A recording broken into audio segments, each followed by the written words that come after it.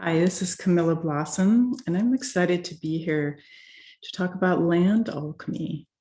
Land alchemy to me is different ways that we can help land awaken, harmonize, balance, find more peace, and also clear away some of the energies from the past that could be historical imprints or ghosts or different energies. Different conflicts, what has gone on in the past that is not serving the land. And it's pretty similar in some ways to working energetically, spiritually, and magically with our bodies. So a lot of this work has been a real love of mine for many years and been to many different locations and also do trainings on land alchemy. With my students in a 10-month program that starts in this September. So what I wanted to do was start bringing forward some more land alchemy tips for you so that you can do this with your home, with your land, whether you're in an apartment or have a big spread with acres and acres of land that you're taking care of, that you're stewarding, that you're tending. There's so many different ways that we can bring more love and joy and happiness. And to me, this is a lot about relationship. It is about relationship with the land. And to me, that's the spirits. And so what is the spirit of the land, the deva of the land? What are the spirits of fairies of the plants and flowers and trees? Who are the fairies and gnomes and dragons? And how can you open and work with all of them more? So I would like to open this up and invite you to ask me a question. And you can email, you can text, you can contact me with your question about your land.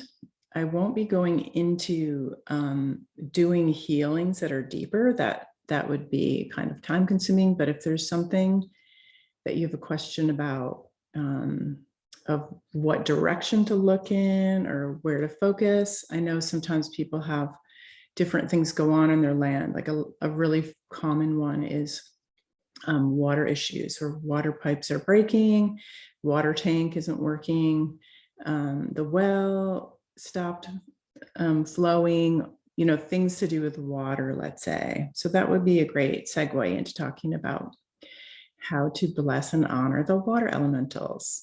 So there's lots of great material that I'm happy to share. And of course, if you want to go deep in this and offer this to others and really work deeply with your land, I do suggest you joining me in September for my land alchemy training.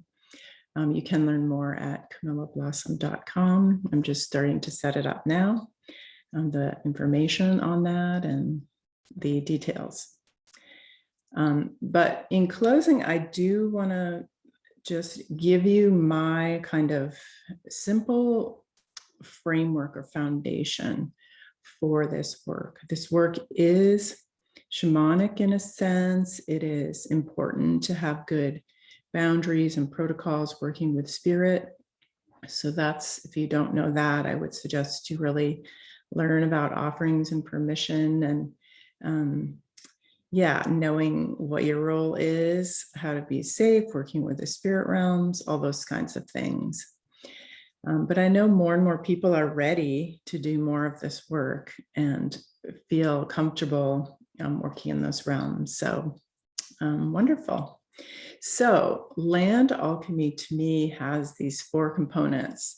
I kept asking over the years, over 20 years or so, like, what are kind of the main things? Like there's a lot of practices and protocols that I work with and teach. But it was like, at its core, like, what are the 4 things that feel most important for doing this work? And actually any work where we're showing up for the earth. Because I also do a lot of planetary light work, grid work, and other kinds of work besides working on specific pieces of land or waterways on the planet. So the 4 things, the first one is invitation. We need to have an invitation to do this. And this is where permission and offerings come in. You need to be invited. You need the spirits of the land to say, yes, please, we would like you to help. We would like you to work on this. It's the same way you would ask that for a client or someone you're working with. You need to be asked. You need to have permission to work with people, to honor their free will and sovereignty. So we want to honor the sovereignty of the spirits of the land where we live, let's say. I work with what I call a land council. And so just, asking, do you have permission to work with the spirits of your land?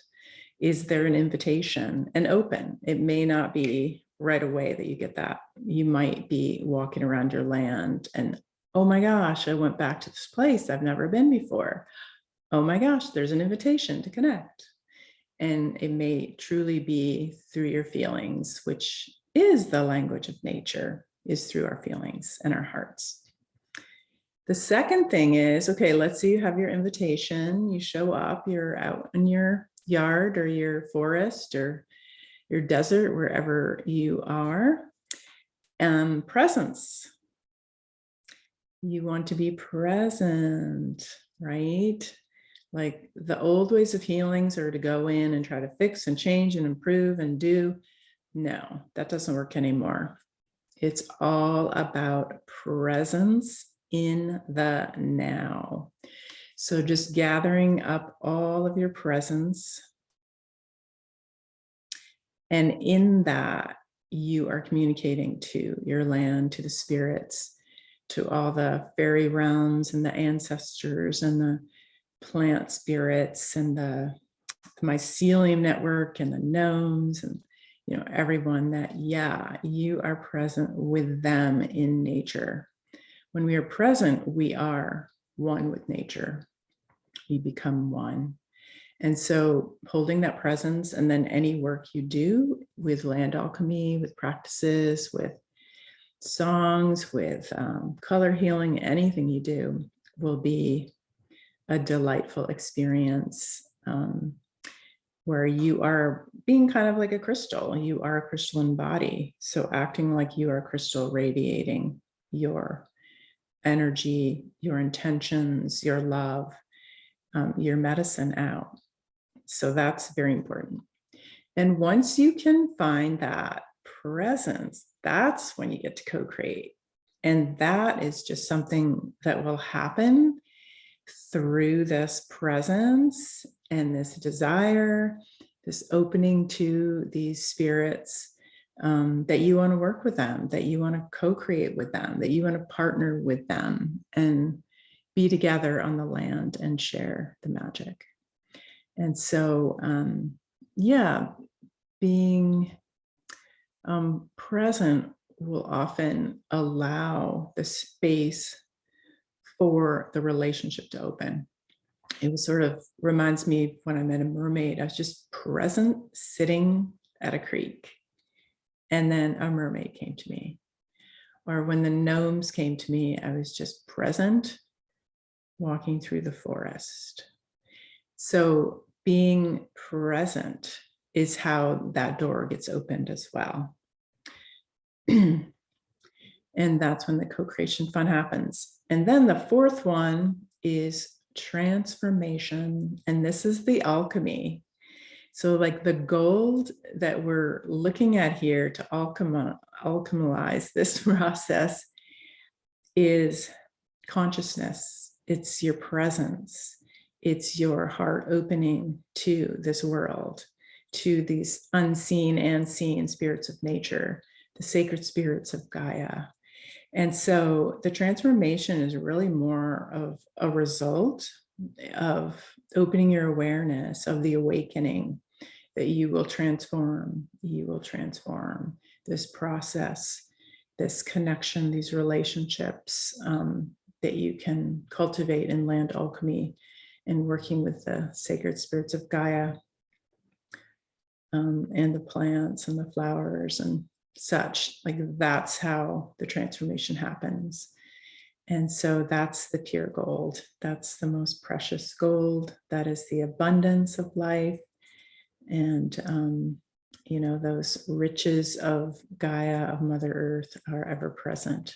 So when we connect with them, we open ourselves to that beautiful transformation. And that can move through all areas of your life. It can move through your finances, your partnerships, your marriage, your children, your land, of course. So yeah, if you have any questions for me, happy to share them here on my YouTube channel.